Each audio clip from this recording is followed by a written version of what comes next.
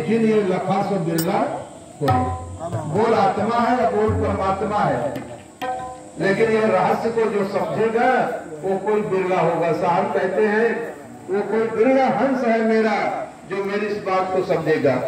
इसलिए बताया है भजन में, अरे चढ़िया वरसिया, लेकिन भैया कहते कहो भजन करता हमारे कहे से कितना जने भजन करी है, तो फिर सोचिए ऐसा ना हो साहब करे बात बता दिए हमारे लायक ना रहे। सस्ते मनई हेरे थे तो सस्ता रोवे, बार बार महंगा रोवे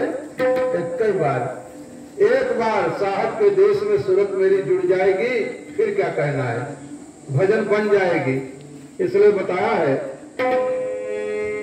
चढ़िया वरसिया डोरी लागी है महाल, चढ़िया वरसिया